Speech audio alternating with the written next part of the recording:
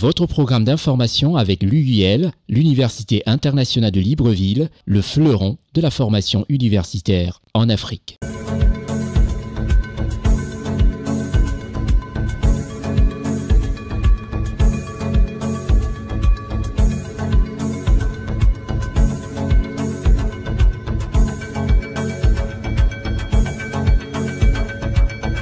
Merci de nous recevoir chez vous. L'équipe de CNN se trouve à Libreville pour une raison. Le 10e anniversaire de l'UIL, l'Université internationale de Libreville. Et là, le somptueux palace qui nous accueille n'est autre que le Radisson Blu de Libreville.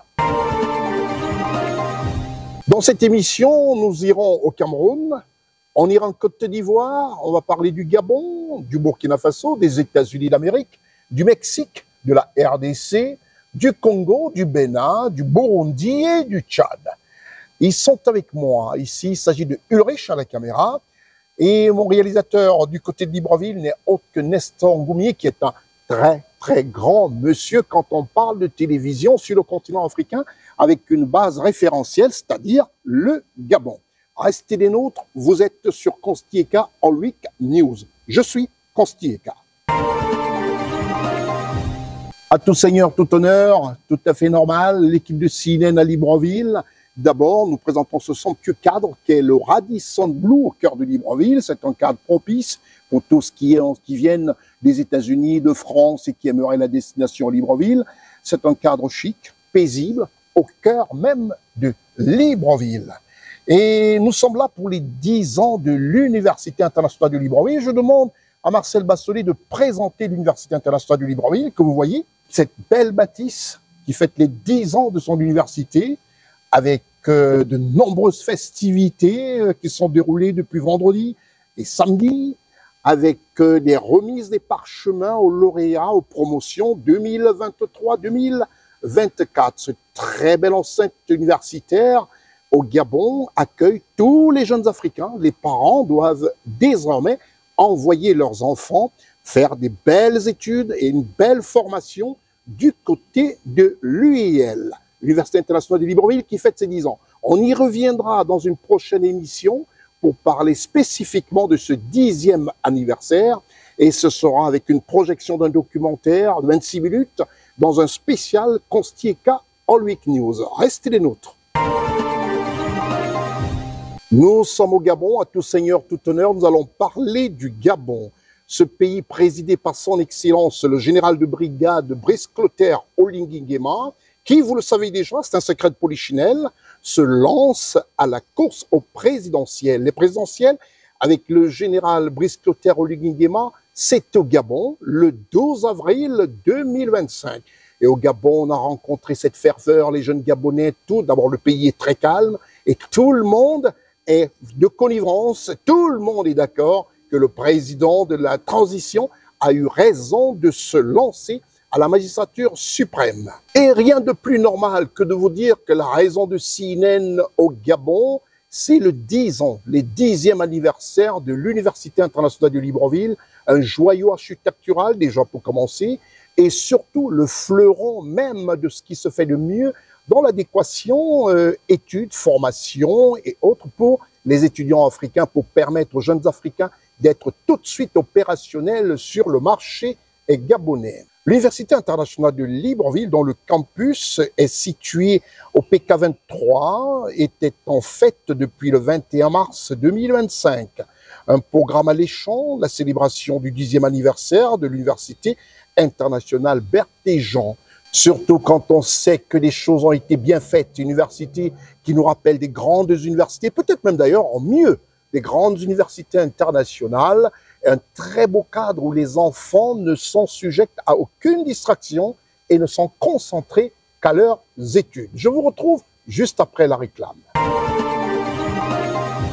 Nous restons toujours au Gabon, comme je disais tantôt, il est encore chef de l'État par transition, le président Brice Clotaire Oligui Nguema, qui est encore là, et ce jusqu'au lancement des élections présidentielles, pour lequel il est candidat, et candidat avec comme mouvement politique le mouvement des bâtisseurs.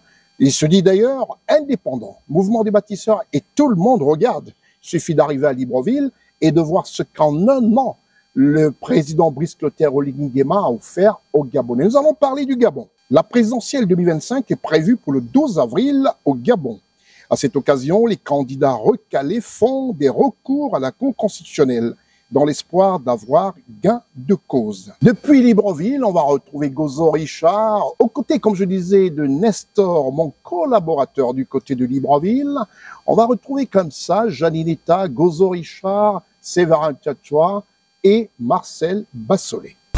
La période du 13 au 21 mars 2025 est cruciale car c'est à cette période que la Cour constitutionnelle de la République gabonaise, conformément aux dispositions de la Constitution du 19 décembre 2024, de la Charte de la transition et de la loi organique portant sur le code électoral en République gabonaise, devra rendre sa décision sur tous les recours des candidats qualifiés pour la présidentielle du 12 avril 2025. Ces auditions en plénière sont dans cette optique une tribune indiquée qui amène ces derniers à mieux étayer leurs requêtes. Les critères d'éligibilité, d'inéligibilité et d'incompatibilité sont déterminés par les dispositions légales en vigueur, mais également les questions relatives aux conflits de compétences sont entre autres celles qui ont alimenté les débats. Il y avait l'acte de naissance qui manquait. J'ai dit que dans des délais aussi courts, il n'est pas possible de fournir l'acte de naissance de mon père ou de ma mère qui sont décédés depuis. Les incapacités qui sont bien évidemment développées dans l'article 39 de la loi électorale en question, eh bien, ne peuvent pas concerner par exemple l'état marital, la situation de fortune. Donc j'ai demandé à la Cour de déclarer l'inconstitutionnalité des dispositions me préjudiciant. La Cour nous a dit, jeudi, répondre. Mais pour ce qui est de la candidature de M. Brice Clotaire Oligui Nguema, il fait d'une loi générale qu'est le code électoral, eh bien une loi supérieure à une loi spéciale qu'est le statut particulier des militaires. Et il est clairement prévu dans ce statut particulier des militaires, des dispositions 73 et suivants, que bien évidemment un militaire ne peut pas être candidat à une élection présidentielle. Au terme de son audition, M. Alain Simplice ne s'est pas exprimé devant la presse. Michel Ngounou, quant à lui, a répondu favorablement et difficilement dissimulé son ressenti. La Cour est compétente pour tout ce qui relève du contentieux électoral, préélectoral, électoral, post-électoral. La Cour est compétente. Comme je vous l'ai dit, j'ai confiance parce que si j'estimais qu'elle ne l'était pas, je n'aurais pas eu recours à son jugement. La Cour constitutionnelle applique strictement le droit et uniquement le droit en respectant les délais nécessaires tout en se basant sur les dispositions de la Constitution du 19 décembre 2024, de la Charte de transition et de la loi organique relative au code électoral en République gabonaise.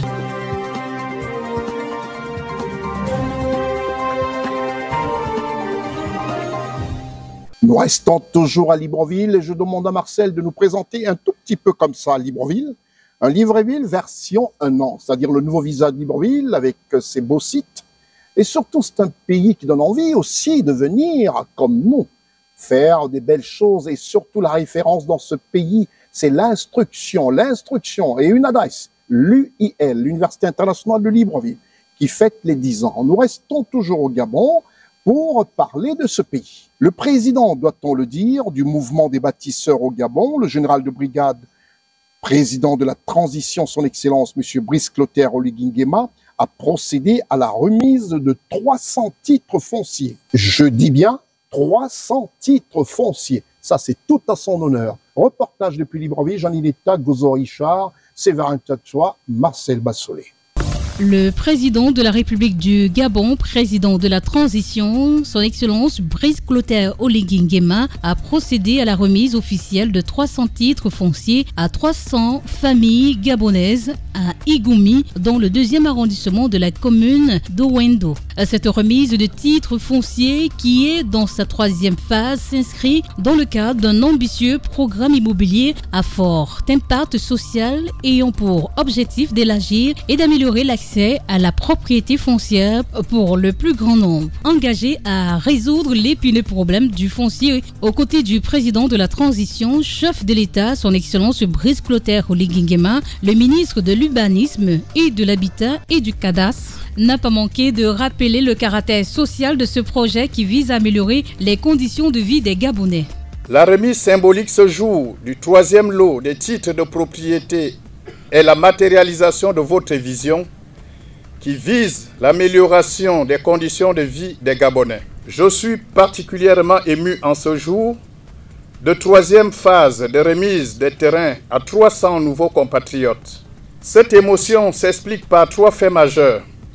Le respect de la parole donnée par le président de la République, chef de l'État, la satisfaction d'un devoir accompli, le bonheur des compatriotes bénéficiaires des terrains. Ce projet est le fruit d'une collaboration entre l'État gabonais et la société civile immobilière des résidences pour tous qui découle de la vision, de la détermination et de l'engagement des plus hautes instances pour restaurer la dignité du peuple gabonais. La cérémonie qui nous réunit ce jour, marquant la remise des titres fonciers aux acquéreurs du site d'Igoumié, est une preuve concrète de votre vision et de votre détermination. Très honoré par ce geste louable du chef de l'État gabonais, son Excellence Brice Clotaire Oligui Nguema, qui participe à la sécurisation des familles ainsi qu'au développement de la commune, les bénéficiaires ont tenu à lui témoigner leur profonde gratitude tout en le rassurant d'en faire bon usage. Vraiment, je remercie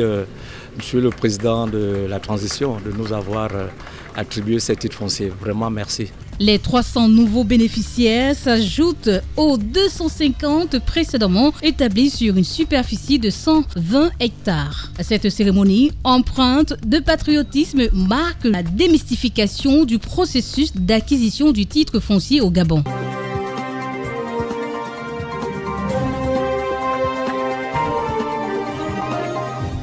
Nous restons toujours à Libreville, ce pays présidé par son Excellence, le général de brigade Brice Clotaire Oligui Nguema. Reportage depuis Libreville, Jean-Niletta, Gozo Richard, Séverin Tchatchoua, Marcel Bassolé.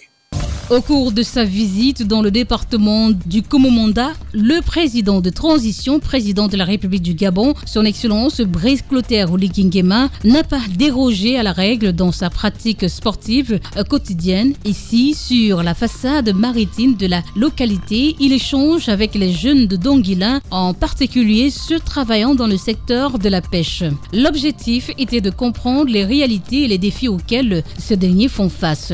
Au cours de ces échanges, les jeunes pêcheurs ont fait part de leurs inquiétudes concernant les limitations imposées par la réglementation de la pêche dans leur région, y compris la sauvegarde du parc de Pongara, une zone essentielle pour la reproduction des poissons où la pêche est interdite. Ils sont donc contraints à ces restrictions. Il faut aujourd'hui qu'on puisse industrialiser le secteur de la pêche. On ne va plus donner ça aux autres.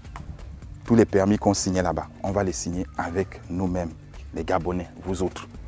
Ça veut dire que quand le ministère de la Pêche achète des gros bateaux, c'est vous qui êtes là-dedans. Vous allez en haute mer là-bas, vous pêchez et vous ramenez du poisson. C'est aussi ça, le développement. C'est le développement. Je vais vous trouver des pirogues, des moteurs hors bord. Là, vous pouvez aller pêcher en haute mer. Là-bas aussi, il y a du poisson. En étant en contact avec les pêcheurs et à l'écoute de la communauté, le président de la transition et président de la République du Gabon, son Excellence Brice Clotaire Oligui Nguema, est véritablement au cœur du quotidien des pêcheurs. Je vais aider les jeunes, mais aidez-moi à vous aider. Quand ils viennent à je dis, écoutez, c'est des Gabonais, ils ont leur papier, vous les laissez tranquilles. Le président de transition, président de la République, son Excellence Brice Clotaire Oligui Nguema, est déterminé à transformer le potentiel naturel incontestable de la localité de Donguila pour son développement économique et socio-culturel. Le chef de l'État a tenu à manifester son soutien aux femmes commerçantes de la localité en leur offrant 2 conteneurs qui faciliteront désormais le transport de leurs marchandises.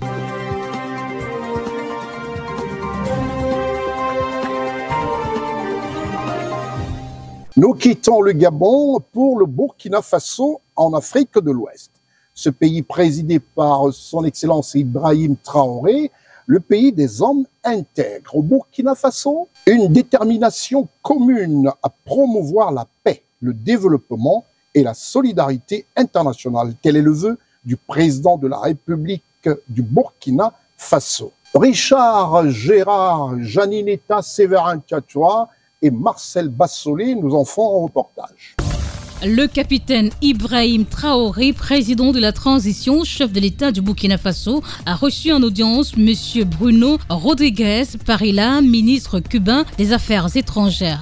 Après l'audience, le ministre des Affaires étrangères cubain a souligné la détermination des deux nations à intensifier leur coopération dans le but d'atteindre des objectifs communs de paix et de développement international, ainsi que des progrès pour les peuples d'Afrique et d'Amérique latine. Je suis très contente de visiter encore une fois Ouagadougou. J'ai les mémoires dans mon cœur de ma première visite à ce pays il y a 20 ans. Et je viens d'avoir une excellente réunion avec le président Traoré où nous avons confirmé les liens d'amitié qui unissent le Faso et Cuba, le haut niveau de nos relations bilatérales et également notre volonté de continuer de coopérer pour nous aider dans la concrétisation des objectifs de paix, de développement international et également de développement de nos peuples en Afrique, en Amérique latine et en général dans le monde. Nous avons partagé des points de vue en commun sur l'agenda international. Nous nous sommes félicités de la coopération réciproque que nous maintenons entre nos deux pays, car pour Cuba, le Burkina Faso et l'Afrique continuent d'être une priorité, inspirée sur les relations historiques de nos deux peuples et de nos deux nations et de l'amitié historique également entre feu le président Thomas Sankara et Fidel Castro. Nous nous sommes également félicités et nous nous sommes réaffirmés nos liens de solidarité et de lutte pour les causes justes qui défendent nos deux gouvernements. J'ai tenu à exprimer notre gratitude au peuple, au gouvernement et au président Traoré pour la solidarité du peuple de Burkina Faso vis-à-vis de Cuba. Le ministre cubain des Affaires étrangères, M. Bruno Rodriguez Parilla, s'est réjoui de l'engagement commun des deux gouvernements dans la lutte pour les causes justes. Il a exprimé sa gratitude au peuple, au gouvernement et au président de la République du Burkina Faso, le capitaine Ibrahim Traoré, pour la solidarité vis-à-vis de Cuba.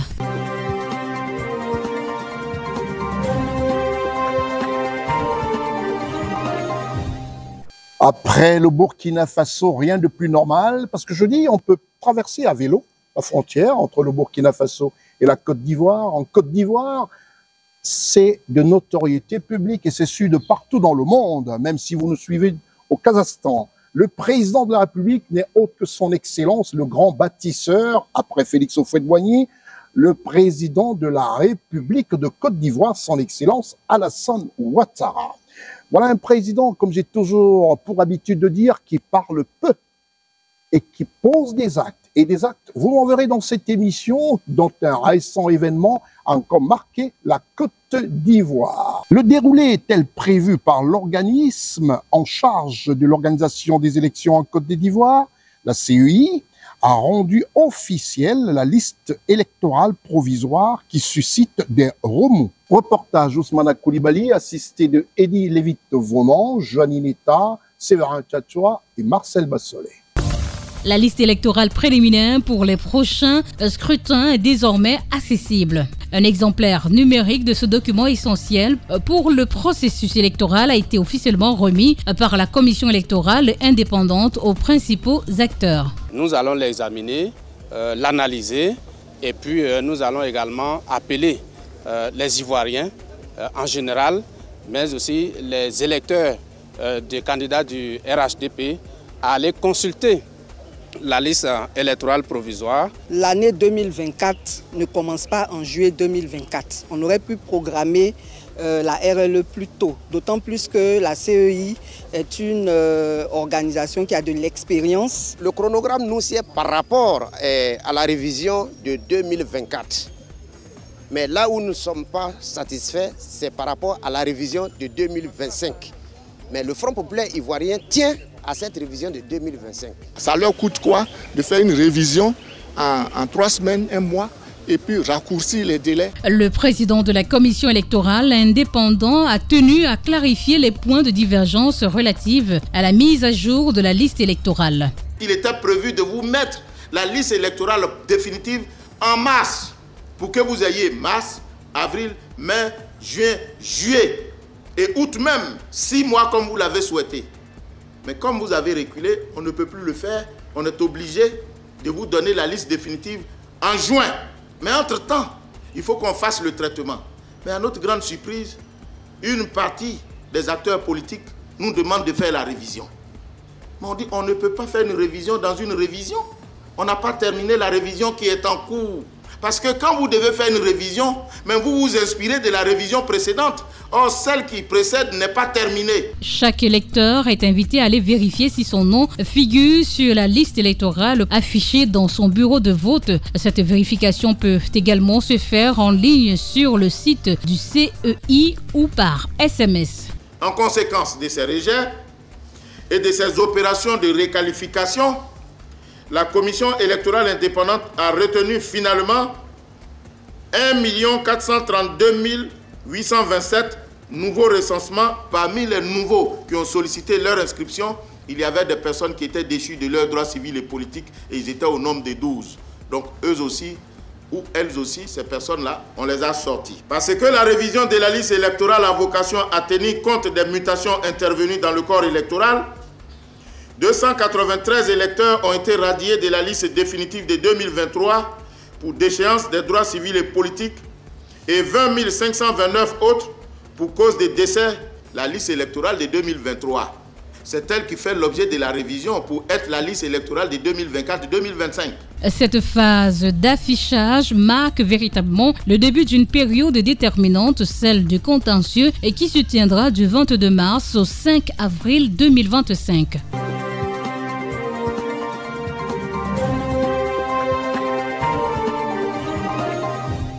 L'Afrique s'exporte et s'exporte bien. Nous allons du côté des États-Unis et là-bas, l'Afrique aussi a bougé. L'Afrique a fait parler d'elle. Le pays présidé désormais par Donald Trump, son Excellence Donald Trump, chef de l'État américain.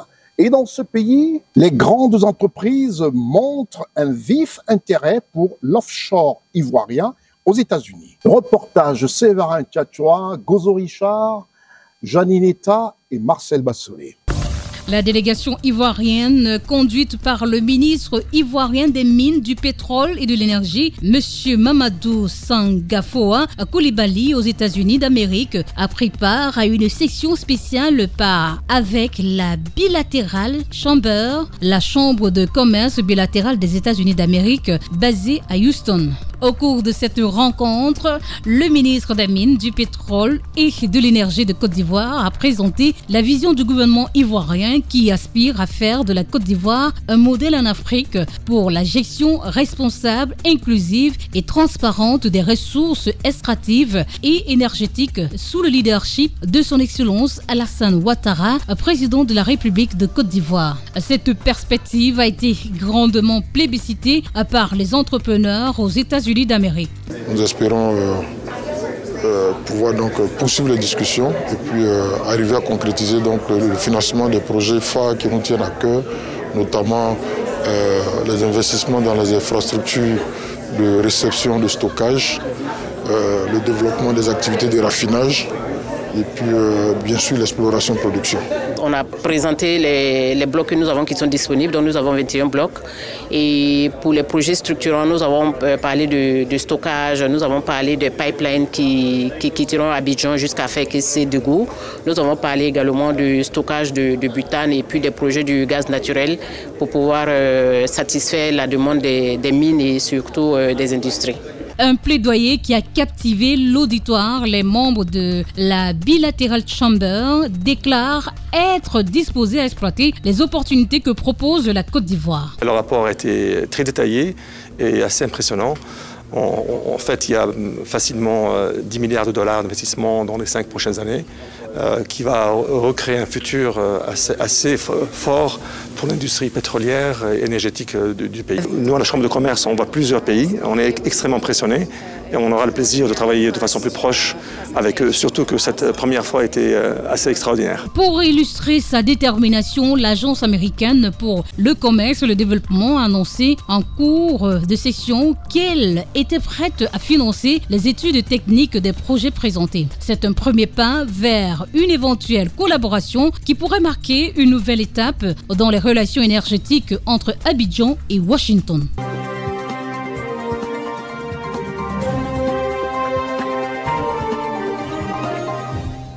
Toujours restant un peu dans les environs des États-Unis, on va parler du Mexique. Le Mexique qui fait souvent parler de lui sous d'autres termes. Je parle des termes qui nous intéressent pas beaucoup en Afrique, à savoir des trafics. Pour l'instant, le Mexique a fait preuve de bonnes réalisations de par la Conférence mondiale des femmes de l'Union internationale parlementaire, en sigle UIP. La délégation ivoirienne, conduite par la présidente du Sénat, la vénérable Kandia Camara Kamisoko, a séjourné à Mexico. Reportage Gérard Richard Gozo, Janine Eta, Séverin Tchatchoua et Marcel Bassolé.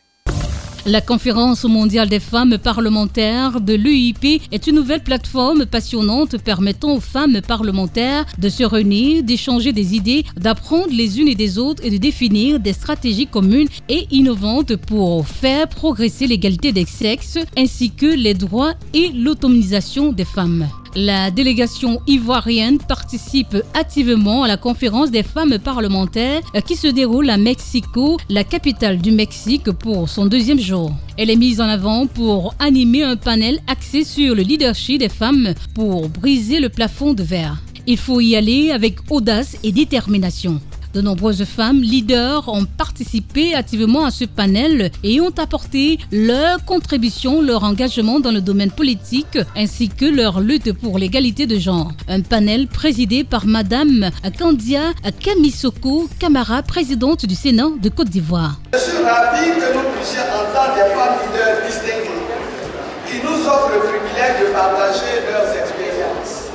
Je suis certaine que leurs voix inspireront et motiveront la prochaine génération de femmes souhaitant s'engager en politique. Pour la présidente du Sénat de Côte d'Ivoire, Madame Kandia Kamisoko Camara, l'heure du changement pour les femmes a sonné. Les avancées législatives et institutionnelles ont permis des progrès en matière de parité, mais des efforts restent encore nécessaires. Les défis culturels et sociétaux freinent encore l'accès des femmes aux postes de décision. L'égalité n'est pas seulement un enjeu féminin, mais un impératif pour le développement de nos sociétés. Continuons ensemble à œuvrer pour un leadership inclusif et équitable. Les interventions, les expériences dans certains pays concernant l'égalité hommes-femmes reflètent les engagements des femmes à refermer un certain passé. Elles se battent pour avoir une forte présence en politique.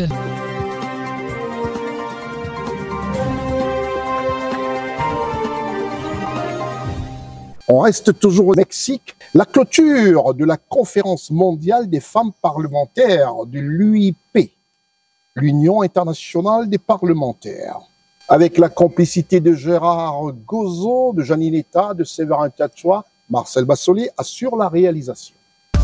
Depuis le 1er janvier 2025, les données relatives aux femmes en politique se présentaient comme suite: 18 chefs d'État sur 151, ce qui représente 11,9%. 16 chefs de gouvernement sur un total de 193, soit 8,3%, et 64 présidentes d'Assemblée législative sur 270, équivalent à 23,7%. Le pourcentage des femmes occupant des postes ministériels à travers le monde est de 22,9%. Ces quelques chiffres illustrent que la lutte pour l'égalité de genre est encore loin d'être gagnée. Durant 4 jours à Mexico, la capitale du Mexique, les femmes parlementaires du monde se sont réunies sous l'égide de l'Union interparlementaire et du Sénat mexicain. Un rassemblement qui symbolise la lutte pour parvenir à l'égalité entre les sexes.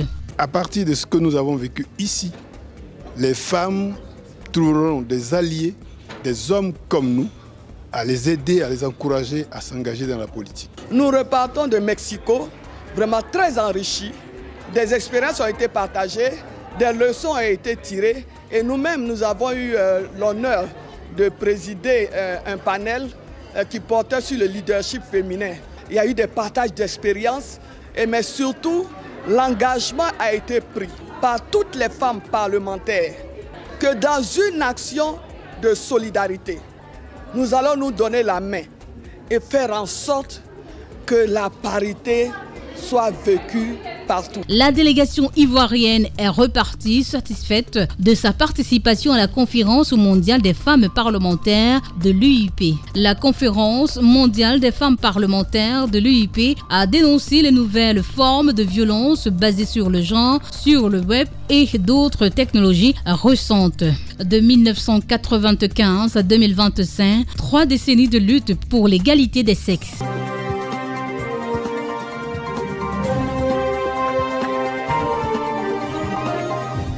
Je vous disais tantôt que nous étions à Libreville, l'équipe de CNN à Libreville, où nous enregistrons ce programme.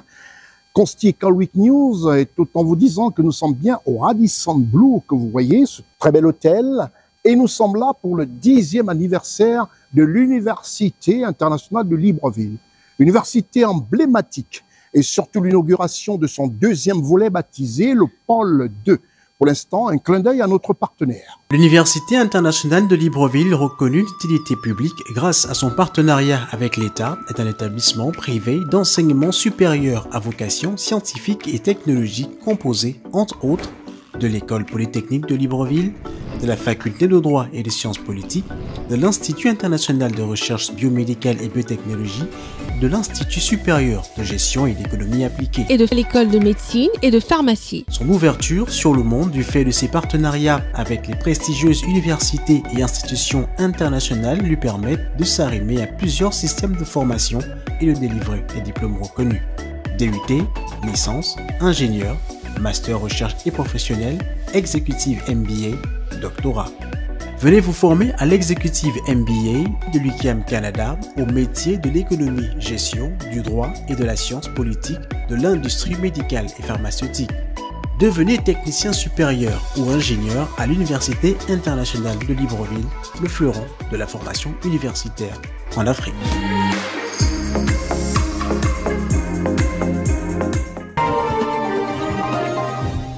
Nous allons quitter le Gabon, mais là, en passant par OIM. On va faire un peu OIM, Bita, je sais pas, Nestor me disait, on peut passer par OIM, donc Bita, mais ouais, comme Nestor me le dit. D'ailleurs, on va aller à vélo, hein. On va aller où?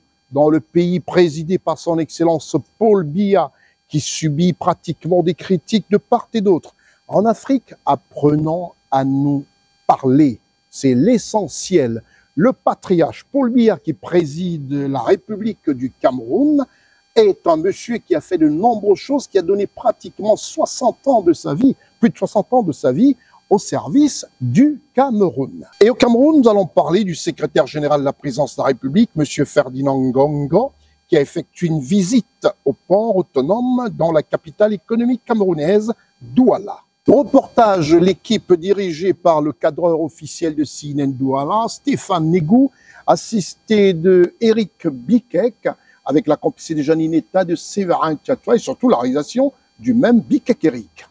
La longue journée de travail du ministre d'État, secrétaire général à la présidence de la République du Cameroun, M. Ferdinand Ngongo, du 15 mars 2025 a débuté au port autonome de Douala aux alentours de 10 heures. Il était accompagné de M. le jeune Mbela Mbela, ministre des Relations extérieures, et de M. Ernest Massenangale Bibé, ministre des Transports. Au programme, une réunion d'évaluation des travaux du port autonome de Douala ainsi que du port de Douala-Bonabéry et la supervision des infrastructures réalisées par le PAD. M. Ferdinand Ngongo, ministre d'État et secrétaire général de la présidence de la République du Cameroun, a pu apprécier les réalisations titanesques du directeur général du port autonome de Douala, M. Sirius Ngo. Ces réalisations matérialisent l'ambition du président de la République du Cameroun, son Excellence Paul Biya, de transformer le terminal portuaire de Douala-Bonabéry à un pôle d'excellence dans le golfe de Guinée. Le port de Douala est en train de devenir le port de référence du golfe de Guinée. La vision du chef de l'État, son Excellence Paul Biya, est en marche. on le sent, on le voit. Aujourd'hui, je suis venu toucher du doigt les réalités d'une infrastructure moderne et efficace. Les images que nous venons de voir et le reportage que nous venons d'écouter nous rassurent sur ce fait.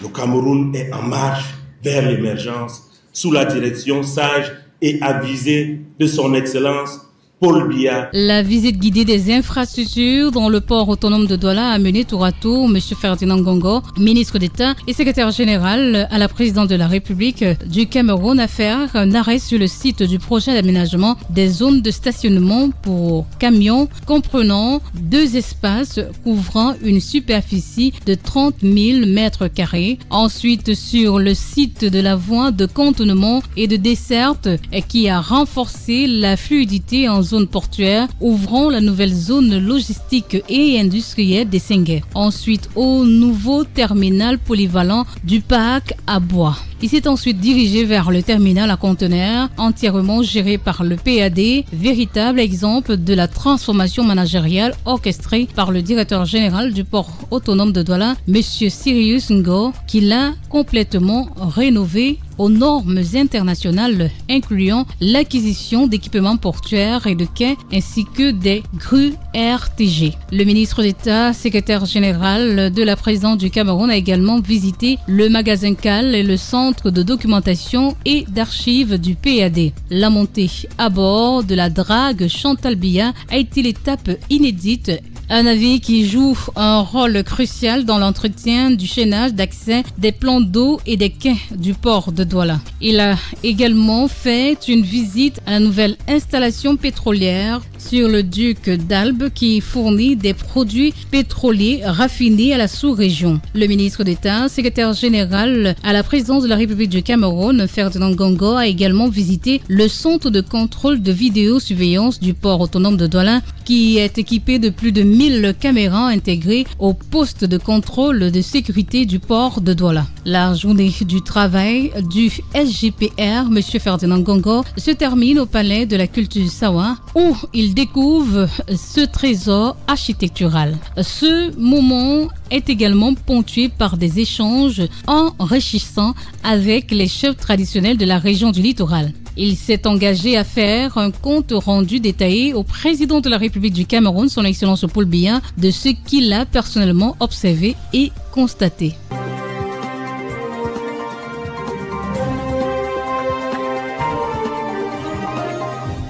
Après le Cameroun, nous allons faire vol d'oiseau. Là, nous allons prendre un avion pour atterrir dans l'un des grands pays africains, la RDC, la République démocratique du Congo. Ce pays présidé par son Excellence Félix-Antoine Tshisekedi, un grand pays, un pays riche, un pays où les populations émerveillent toute l'Afrique et est réputé surtout par la rumba nationale, dont le leader n'est autre que Kofi Olomide. On va parler de ce pays, la RDC, en des termes peut-être moins élogieux parce que quelqu'un a été réfractaire d'une très grande réunion à Luanda qui aurait servi à mettre, comme on le dit habituellement au quartier, balle à terre, avec des éléments qui ne font pas plaisir à l'Afrique. Le M23 refuse de prendre part au pourparlers de paix à Luanda. Voilà qui ne fait pas plaisir à l'Afrique d'entendre ce type de refus, surtout pour ramener la paix en RDC. Reportage Richard Gozo, Jean Linetta, Séverin Tchatchoua et Marcel Bassolé.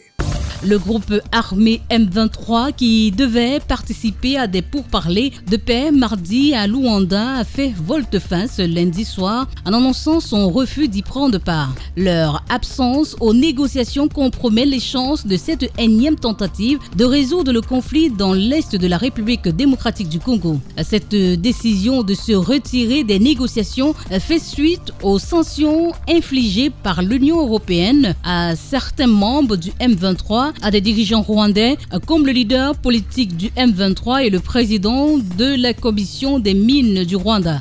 Pour Kinshasa, ce refus démontre que le M23 ne prend pas les pourparlers au sérieux. Il s'attendait le moins que la médiation angolaise et que le gouvernement congolais puisse adhérer à la démarche et puisse se présenter. Ils n'ont pas de discours cohérents et politiques à mettre sur la table pour réfléchir sur la paix. L'opposition, quant à elle, appelle les deux parties à prendre leurs responsabilités en agréant la médiation angolaise pour apaiser la population. D'après leur point de vue, les autorités congolaises n'ont pas suffisamment assuré la protection des civils dans ce conflit. Pour nous, Alternative 2028, Luanda sera le prélude d'un dialogue qui sera ouvert à tous les protagonistes. Gouvernement congolais, opposition, groupes armés, société civile, pour traiter cette question de manière tridimensionnelle. Parce que la guerre, excusez-moi, la crise, elle n'est pas que sécuritaire, mais elle est aussi sociale et politique. Selon M.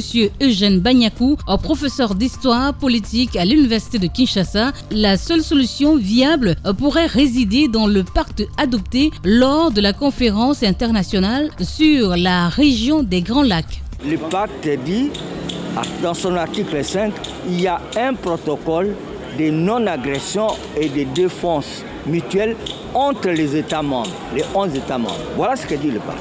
Or, dans les cas d'espèce, si on se trouve devant un fait d'agression, donc on recourt au pacte. Et le pacte dit, dans ces cas-là, si un État ne se conforme pas, il y a un sommet extraordinaire qui est convoqué. Ces pourparlers devraient être les premiers entre Kinshasa et le M23 depuis la résurgence du groupe le M23 qui avait indiqué plus tôt lundi envoyer une délégation pour prendre part au dialogue direct. Pour la présidence de la République d'Angola, tout était en place pour que les discussions commencent comme prévu avec l'espoir de persuader le M23 de revenir à la table des négociations.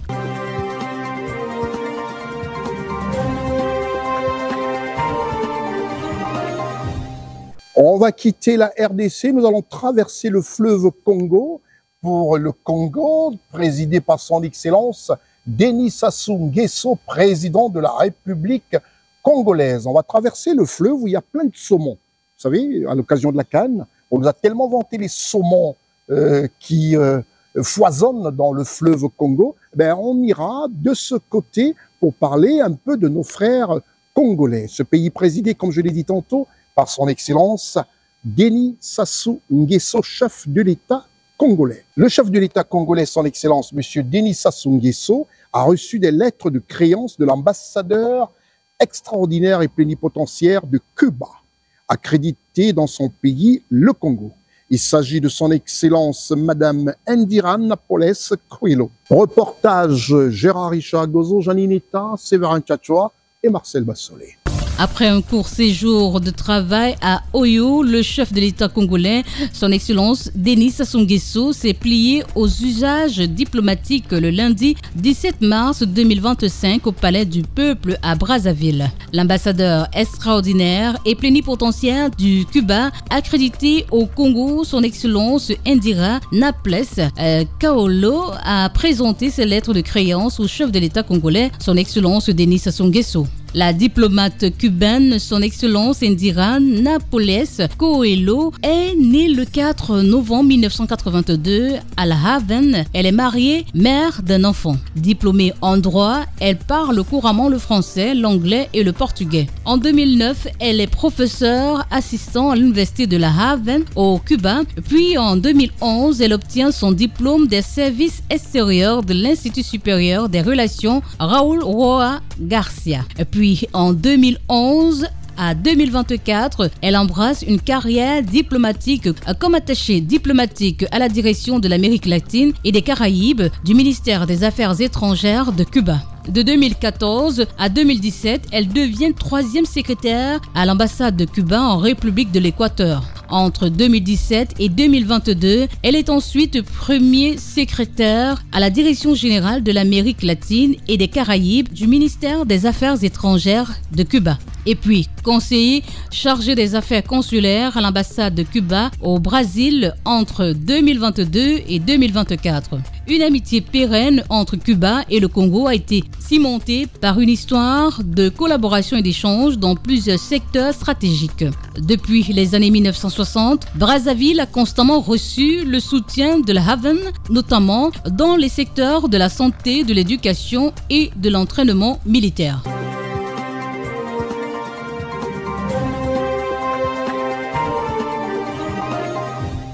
Après le Congo présidé par son Excellence Sassou Nguesso. Marcel, essaye de nous montrer une très belle photo de M. Sassou Nguesso, le président de la République du Congo, qui a pratiquement émerveillé la planète avec ses costumes croisés. Il a une particularité, il s'habille toujours en costume croisé. On va regarder différents costumes. Voilà, du président Sassou Nguesso, tout en vous rappelant que cette émission, le Constier Kaolik News, qui est tournée depuis le Radisson Blu de Libreville, est diffusée tous les jours. Vous avez l'occasion de regarder ce programme sur CNN, la chaîne mondiale qui parle de l'Afrique et de l'information vraie. Je vous retrouve juste après la réclame. Situé en plein cœur de Libreville et surtout à proximité à quelques enclavures de l'aéroport international de Libreville, le Radisson Blu, c'est pour ça qu'en extérieur d'ailleurs, il vous arrivera d'entendre quelques bruits d'avion, mais nous sommes à Libreville, nous sommes à l'extérieur au Radisson Blu. Et nous allons vous retrouver juste après la réclame. Malgré les bruits d'avion, on a aussi quelques oiseaux qui font aussi le leur, mais nous allons quitter le Congo, présidé par son Excellence Denis Sassou Nguesso, pour la République du Bénin. Ce pays présidé par son Excellence, M. Patrice Talon, est un pays d'Afrique de l'Ouest. Son Excellence, M. Patrice Talon, chef de l'État béninois, a accordé une audience à M. Conrad Mbagidi, qui a été récemment élu. Reportage Gozo Ishar, assisté de Janine Eta, Séverin Tchatoua, Marcel Bassolé.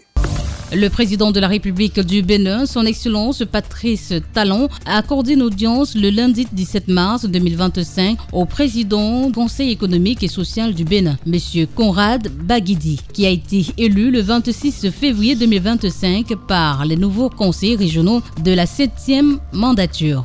Cette audience accordée à M. Conrad Baguidi est motivée par le désir de consultation fréquente entre les institutions de la République, a offert aux deux personnalités l'occasion d'échanger sur les défis actuels, des réformes à considérer pour revitaliser les activités du Conseil économique et social du Bénin dans le but d'accroître la résilience économique et sociale du Bénin. Au cours de cette audience, M. Conrad Baguidi a présenté laconiquement les initiatives prises par l'institution qu'il dirige depuis son élection en février dernier. C'était également une opportunité pour lui de recevoir les recommandations et directives du chef de l'État, son Excellence Patrice Talon. Nous avons été reçus en audience par le président de la République, M. Patrice Talon, pour faire en sorte que le démarrage des travaux de l'institution, du Conseil économique et social que je préside, soit effectivement conforme à un certain nombre de principes qui sont prévus pour l'ensemble des institutions de la République, parce que la volonté du chef de l'État est de faire en sorte que chaque institution joue son rôle pour que notre démocratie puisse fonctionner. Voilà différents défis sur lesquels il ne faut plus attendre, il faut aller vite pour donner les premiers résultats le plus vite possible. Premier point est de m'assurer donc des modes d'échange qu'on pourrait avoir dans le fonctionnement de l'institution. Les défis sont nombreux, en dehors du délai dans lequel il faut réagir vite et démontrer que l'institution a son rôle à jouer. Nous avons également des missions qui nous sont fortes. Nous sommes en bonne et due forme une institution non partisane qui va parler à toute la population, quelle qu'elle soit, et sur tout le territoire national.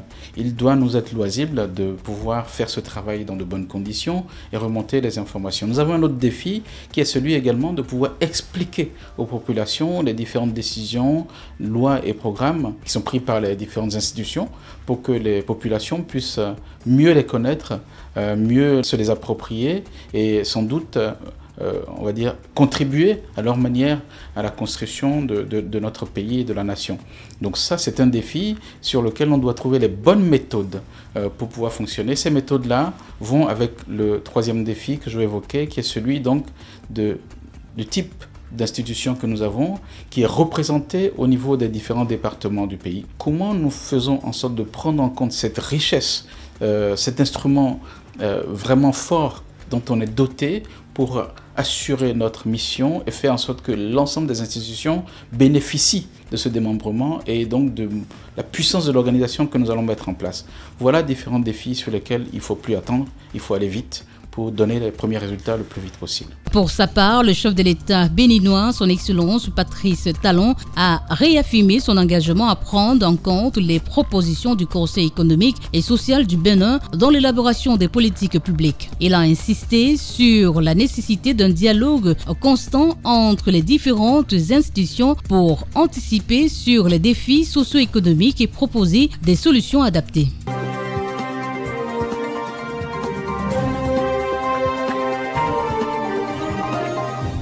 Après le Bénin, retour en Côte d'Ivoire, le pays présidé par son Excellence Alassane Ouattara, chef de l'État.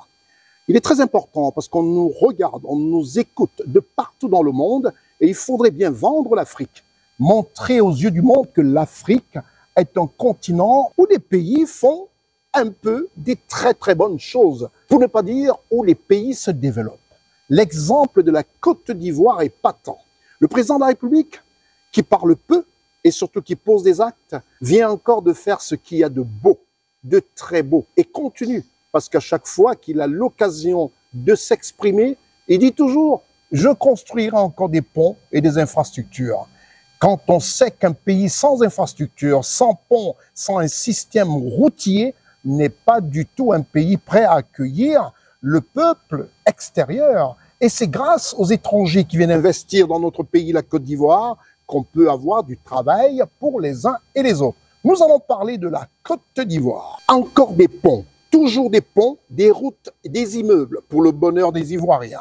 Cher au président de la République Alassane Ouattara, cette fois, c'est le VPR, à savoir le vice-président de la République, qui a inauguré officiellement l'échangeur du carrefour Akwaba, porte d'entrée de la capitale ivoirienne. En venant bien sûr par les airs à bord d'Air Côte d'Ivoire, qui est un tout petit peu un des fleurons de l'administration Alassane Ouattara et qui permet aujourd'hui qu'on se retrouve pratiquement comme à Libreville et qu'on peut voyager entre différentes capitales africaines sans problème. Sinon, qu'aurions-nous fait pour se rendre dans différentes capitales? L'entrée par les airs, dès qu'on est à l'aéroport Félix Houphouët-Boigny, vous verrez ce que le président a permis à offert encore aux jeunes Ivoiriens, surtout à toute la population ivoirienne. Et une aisance pour tous ceux qui choisissent la destination Côte d'Ivoire. Reportage Ousmana Koulibaly, assisté d'Edith Lédy-Vonant, Janine Eta, Marcel Bassolé.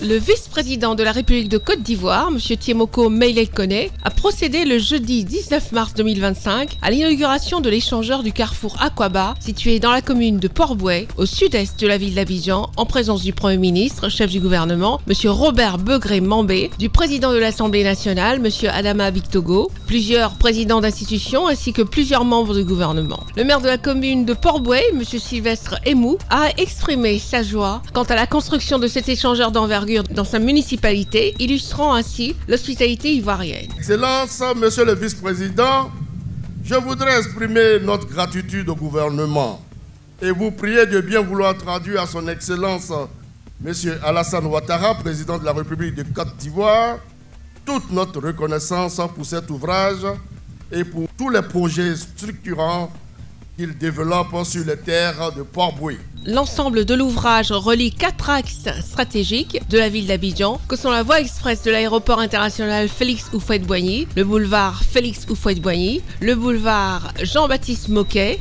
route de Bassam, et le boulevard Hortense Aka Angui, menant à l'hôpital général de Port-Bouët. D'un coût total de 31,2 milliards de francs CFA, hors taxes et hors douane, financé en partie par la Banque mondiale, la construction de cet ouvrage a mobilisé 450 employés directs pour 38 mois de travail. travaux.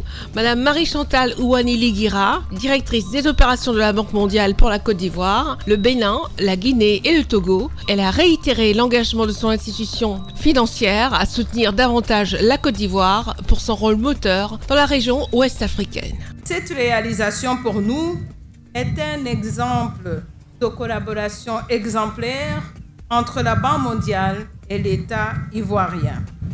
Et on espère que cela pourra redéfinir l'avenir des transports à Abidjan et transformer la mobilité urbaine dans notre capitale économique. L'ouvrage inauguré aujourd'hui ne représente que la première étape du projet du carrefour Akwaba. La seconde phase du projet portera sur la réalisation d'une connexion directe du boulevard de Marseille au carrefour Akwaba afin de résoudre les problèmes d'engorgement au niveau du carrefour ancien Koumassi. Le président de la République, son Excellence Alassane Ouattara, nous offre ce troisième échangeur sur le boulevard Félix Houphouët-Boigny. Et ce n'est pas tout. D'ici la fin du mois de juillet, il nous offrira un 4e ouvrage sur ce boulevard au niveau du grand carrefour de Koumassi, dont les travaux avancent bien à un rythme accéléré, mais qui constitue encore un point d'engorgement. Pour le vice-président de la République de Côte d'Ivoire, M. Tiemoko Meïlel-Koné, la réduction considérable des durées de trajet et l'amélioration du flux routier contribuent à une meilleure productivité des travailleurs et à une efficacité générale accumulée des activités. Les investissements stratégiques consentis dans le secteur routier, notamment les autoroutes, les voies rapides et les échangeurs, participent effectivement et activement à l'amélioration des conditions économiques et sociales des populations. À ce titre, je tiens à saluer et encourager la mise en œuvre accélérée des autres projets d'infrastructures en cours ou en préparation, dont la concrétisation viendra renforcer davantage le développement inclusif impulsé par le président de la République. L'échangeur d'Akwaba reflète également la dynamique de modernité et de progrès soutenu par le président de la République.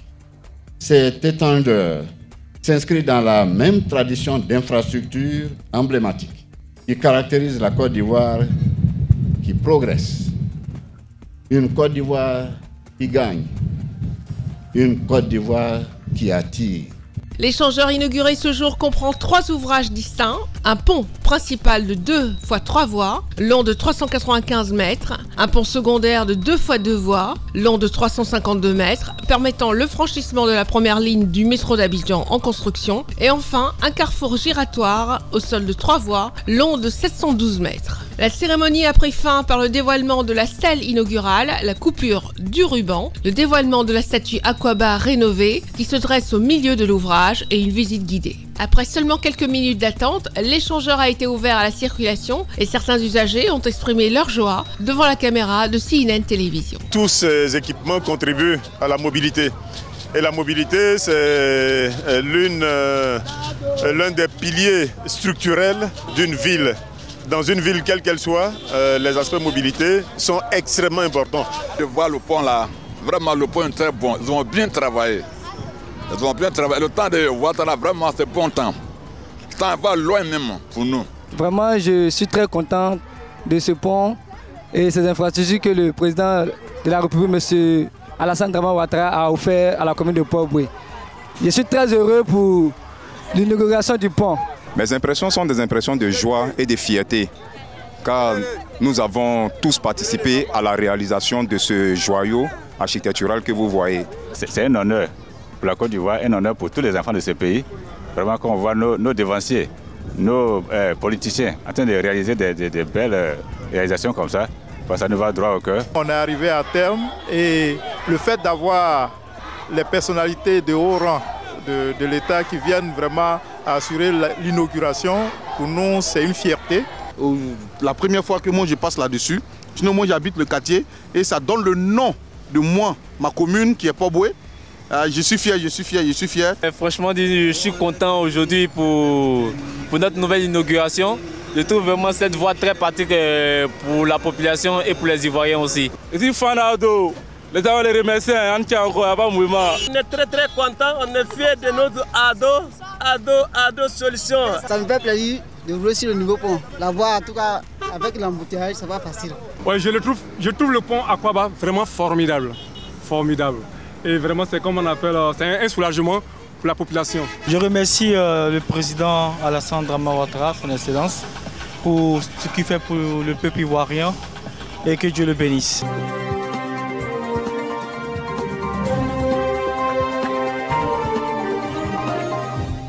Tout en vous rappelant que toute l'équipe de CNN à Libreville pour le 10e anniversaire de l'UIL, l'Université internationale de Libreville, il faut le rappeler, plus besoin d'envoyer des enfants au Canada, en France, aux États-Unis, on a tout dans cette université, sur 80 hectares bâtis, avec un pôle 1 et un pôle 2 qui a inauguré effectivement la nouvelle bâtisse le 21 et le 22 mars 2025. Mais avant, on avait décidé de présenter au moins au monde entier nos pays. Nous sommes fiers dans ce programme constitué Carl Week News de présenter l'Afrique positivement à tous ceux qui, de l'étranger, regardent notre continent africain. Et grâce à Marcel Basselet, avec la voix de Constant Ika, nous vous présentons les atouts et comment mieux connaître et comprendre le Burundi. La République du Burundi est un pays d'Afrique de l'Est sans accès à la mer, mais possédant un grand rivage sur le lac Tanganyika, situé dans la région des Grands Lacs et bordé à l'ouest par la République démocratique du Congo, en sigle RDC. Au nord par le Rwanda et à l'est et au sud par la Tanzanie. Pays enclavé de l'Afrique de l'Est, le Burundi est une économie à faible revenu où 80% de sa population travaille dans le secteur de l'agriculture. Avec 13,2 millions d'habitants depuis les indices 2023, donc 50,3% de femmes et 41,5% de jeunes âgés de moins de 15 ans. Il est l'un des pays à plus haute densité de population avec un ratio de densité de 442 habitants au kilomètre carré. Projection démographique 2020. Le Burundi a fait des progrès significatifs en termes de qualité et d'accès à l'éducation. Depuis l'introduction de la gratuité au niveau de l'enseignement primaire en 2005, le taux brut de scolarisation dans l'enseignement primaire a remonté, atteignant 118,4% au cours de l'année scolaire 2022-2023, sans variation significative entre les provinces, le sexe ou le niveau de revenu. Le président de la République a été élu en 2020 pour un mandat de 7 ans. Le parti au pouvoir, le CNDD-FDD, depuis 2005, domine la scène politique, avec une large majorité au Parlement, 87 places sur les 123, et au Sénat, 38 places sur 39. Les élections législatives sont prévues pour le mois de mai 2025 et suivront le nouveau découpage administratif du pays qui réduit le nombre de provinces de 18 à 5 avec 103 parlementaires. Un plan national de développement en sigle PND a été actualisé pour mettre en œuvre la nouvelle vision du Burundi, à savoir pays émergent en 2040 et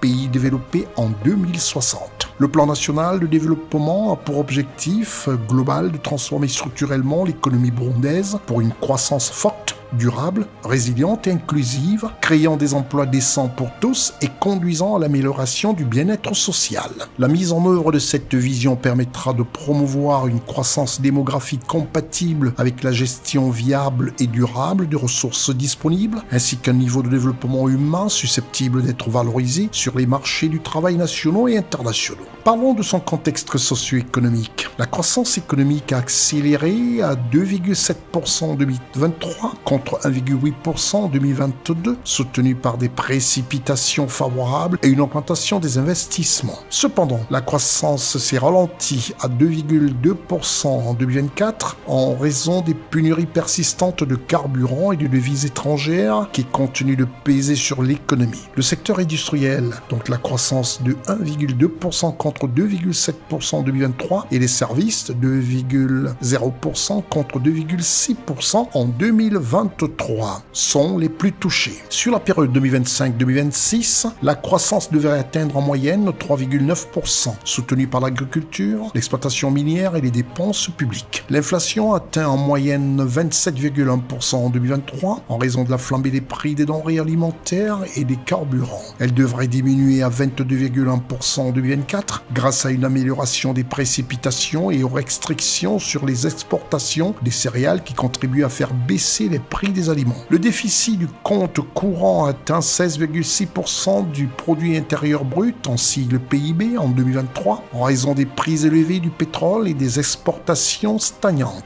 Il devrait s'améliorer à 15,9% en 2024 avec des réductions supplémentaires à 13,6% d'ici 2026. À mesure que les exportations minières reprennent et que les réformes des échanges prennent effet. La consolidation budgétaire devrait se poursuivre avec un déficit qui malheureusement a été projeté du produit intérieur brut en sigle PIB en 2024 grâce à des réductions des dépenses non récurrentes et à une amélioration de la collecte des recettes. D'ici 2026, le déficit devrait tomber à 4,7%, soutenu par la numérisation des impôts et les réductions des dépenses non essentielles. La dette publique qui avait été projetée à 70,6% du produit intérieur brut en sigle PIB en 2024 devrait diminuer à 67,4% du produit intérieur brut en sigle PIB d'ici 2026. Notons que la capitale de la République burundaise est Gitega. Les langues officielles sont le français et l'anglais. Sa population est estimée à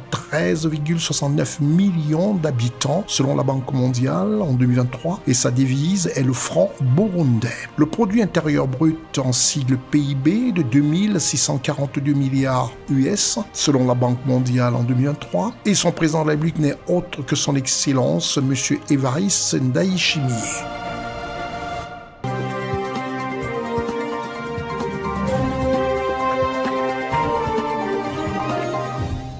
Après cette carte postale sur le Burundi, nous allons aller en Afrique centrale, dans le pays présidé par son Excellence le maréchal Mahamat Idriss Déby Itno, à savoir la République tchadienne. Son Excellence, Monsieur le maréchal Idriss Déby Itno, a accordé une audience à Madame Marine Le Pen, à Amdjaras. Quand on sait qu'en France aussi, tout bouge, on a besoin souvent du soutien des chefs d'État africains.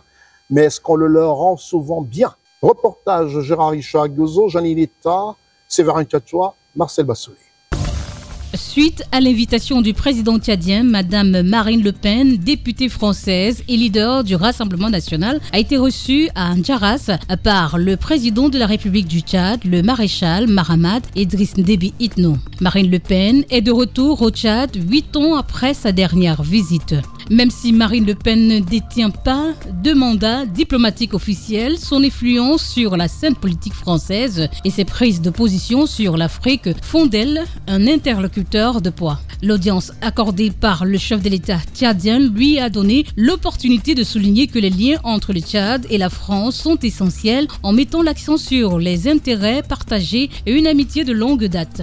Les échanges se sont ainsi concentrés sur la nécessité de retisser les liens d'amitié et de coopération entre les deux pays marqués récemment par la rupture de l'accord de défense et le retrait des bases militaires françaises du pays. Fidèle à ses convictions, Marine Le Pen a réaffirmé son attachement à des relations avec le Tchad fondées sur la souveraineté et le respect mutuel. Je vois que la vision qui est portée pour le Tchad, pour sa sécurité, pour son développement, pour sa souveraineté. Il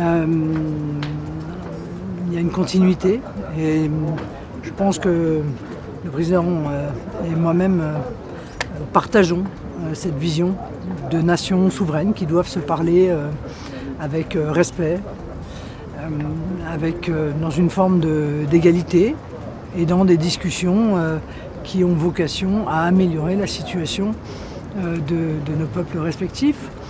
Je suis évidemment consciente qu'il y a eu, comme on dirait en France, un coup de froid dans ces relations, mais l'amitié entre le Tchad et la France est une amitié très ancienne. Au cours des discussions, le chef de l'État, le maréchal Mahamad Idriss Déby Itno, a tenu à préciser que la fin des accords militaires avec la France ne signifie pas une rupture totale de la coopération, réitérant son plaidoyer porté depuis longtemps pour des coopérations d'égal à égal dans les rapports qu'entretient son pays avec tous ses partenaires. La visite de Marine Le Pen au Tchad et son entretien à Andjaras avec le président de la République du Tchad, le maréchal Mahamad Idriss Déby Itno, réaffirment l'importance du Tchad pour la France au regard des enjeux géopolitiques régionaux et internationaux.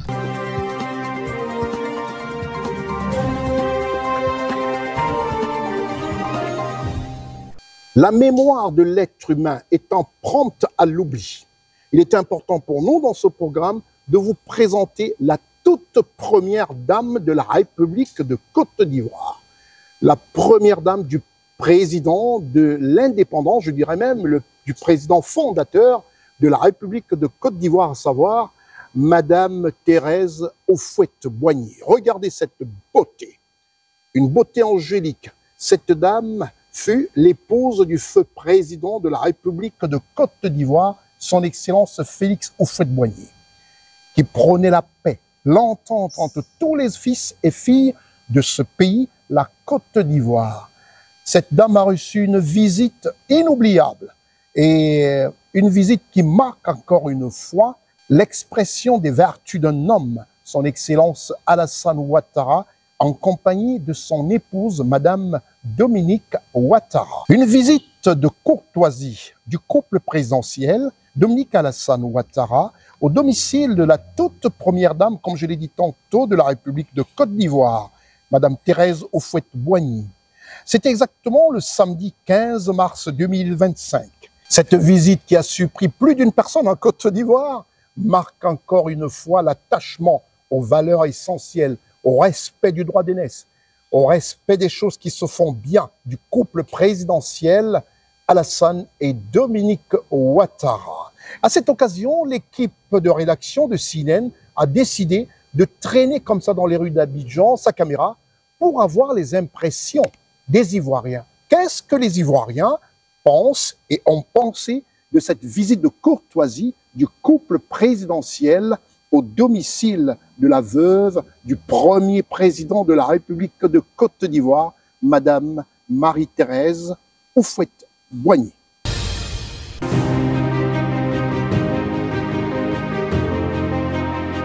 Le président de la République, M. Alassane Ouattara, son Excellence Alassane Ouattara, a rendu visite à Madame Thérèse Houphouët-Boigny, l'ex-première dame de Côte d'Ivoire.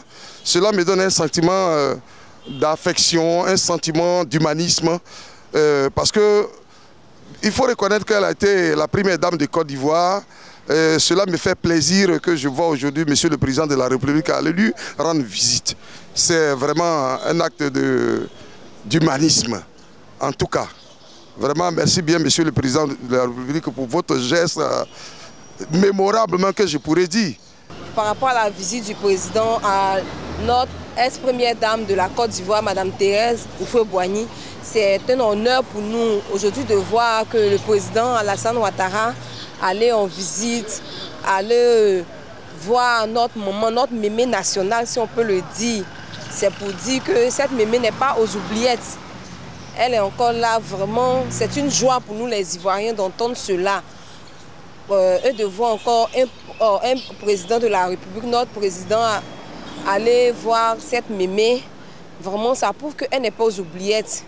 Vraiment, je souhaiterais que la Côte d'Ivoire même puisse trouver une journée même pour célébrer cette mémé, pour vraiment la célébrer parce que, étant l'épouse du premier président de la Côte d'Ivoire, M. Félix Houphouët-Boigny, qui a bâti la Côte d'Ivoire.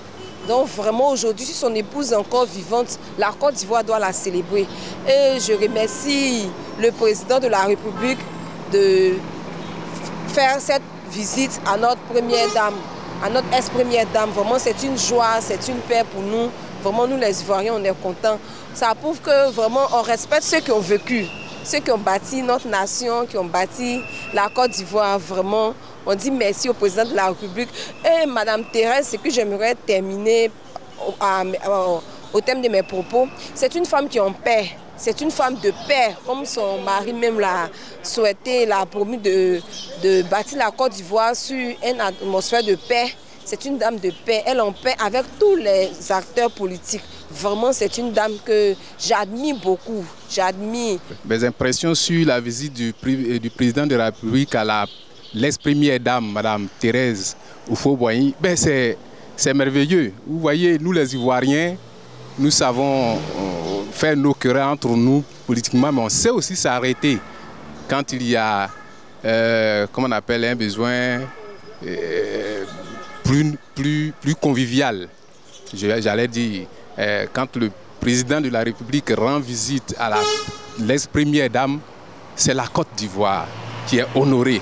C'est Houphouët-Boigny qui est honorée aussi. Parce que quand on dit Madame Thérèse Houphouët-Boigny, c'est la femme de Houphouët-Boigny. Le président Alassane Ouattara, fils de Houphouët-Boigny, a dit tous sont des Houphouëtistes. Voilà, donc c'est normal qu'il aille voir Madame la première dame. Et puis d'ailleurs même c'est honorifique aussi. Hein, c'est tout à fait normal. Moi je pense que c'est des visites qu'il faut régulièrement avoir. C'est très important. Elle aussi, ça va lui permettre de savoir qu'elle n'est pas oubliée et qu'elle est encore là dans la mémoire de ces fils ivoiriens que nous sommes.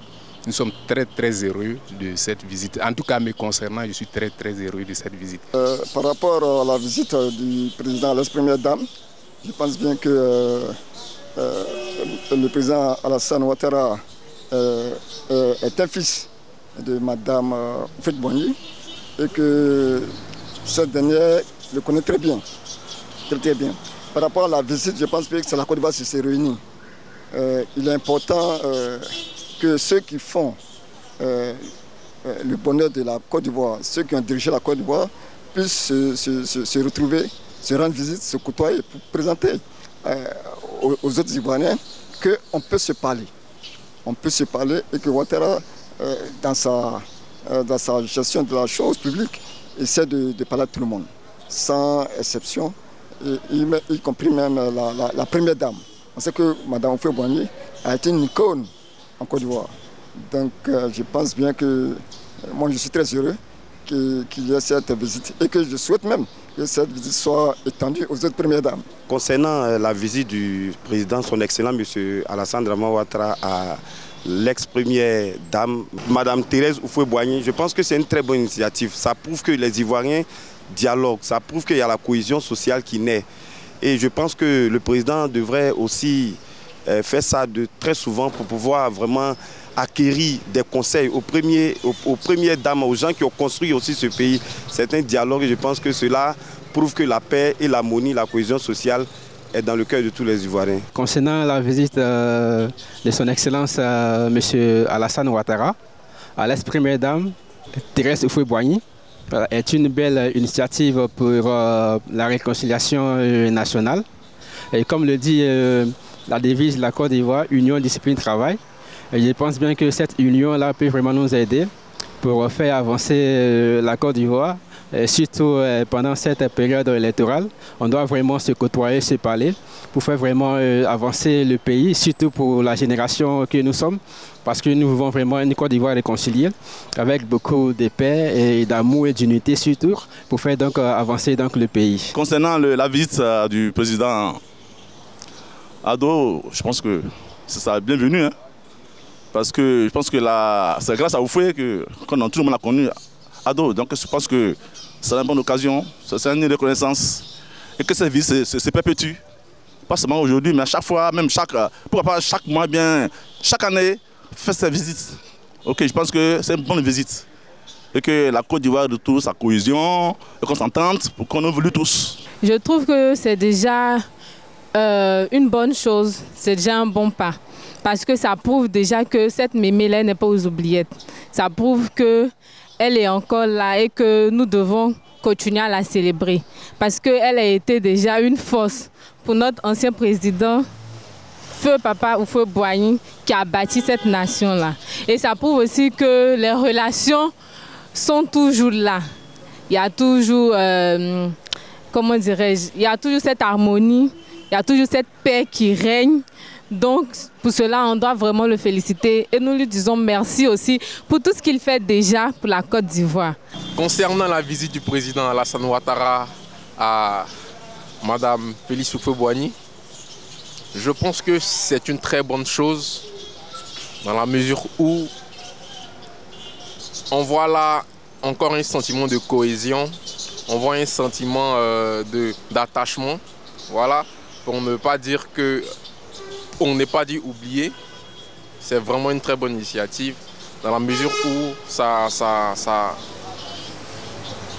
renouvelle encore les liens.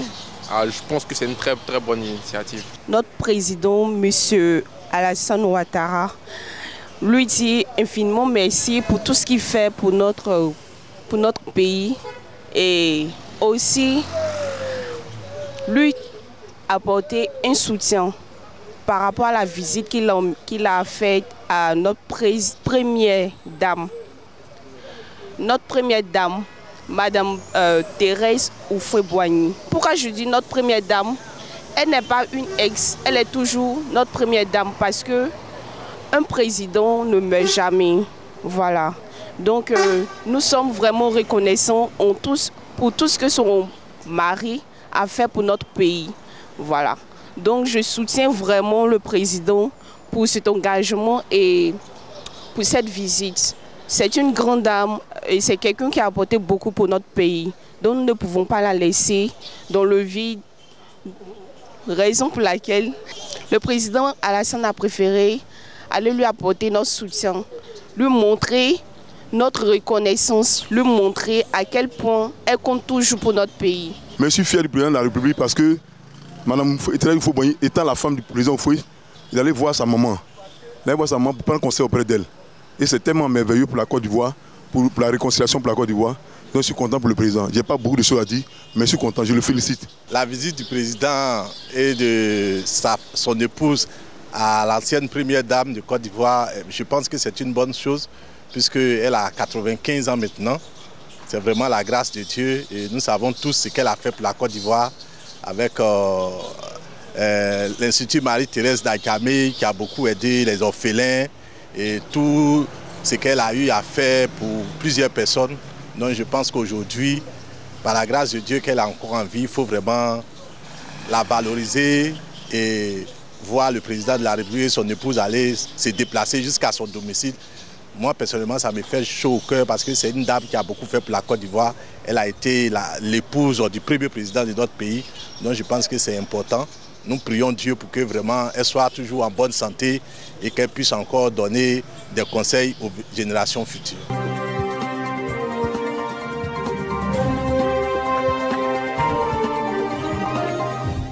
Voilà qui fait plaisir et qui montre la voie des valeurs aux jeunes Ivoiriens et par ricochet aux jeunes Africains, Respecter les anciens, respecter ceux qui ont vécu, ce qui à travers peut servir de source intellectuellement parlant, diplomatiquement et politiquement parlant, dans le cas d'espèce, à ceux qui prennent aujourd'hui les rênes de nos pays. C'est terminé pour ce programme constitué Carl Week News, tout en vous rappelant le 10e anniversaire de l'UIL, l'Université internationale de Libreville. Nous allons faire une émission spéciale la semaine prochaine, une émission spéciale sur cet événement grandiose. Un événement qui aura vu la présence de nombreux intellectuels africains en Libreville. Un événement qui marque encore une fois la rupture entre l'espoir de voir nos enfants se former qu'en Occident, alors qu'ils peuvent choisir la destination d'un des plus petits pays en superficie, mais un très grand pays, un accueil chaleureux à Libreville, comme toute l'équipe de CNN a été accueillie. Et retenez que l'UIL, l'Université internationale de Libreville, est une université où on forme des jeunes à être tout de suite aptes au marché du travail. C'était votre programme d'information avec l'UIL, l'Université internationale de Libreville, le fleuron de la formation universitaire en Afrique. C'est terminé pour cette émission, tout en vous rappelant les rediffusions sur cnntv.ci et aussi si vous avez envie de suivre l'information africaine, la vraie information africaine. Pas ce qui se dit ou se raconte dans les réseaux sociaux. Vous allez sur www.siweminfo.net Et là-bas, vous avez toute l'information africaine vraie.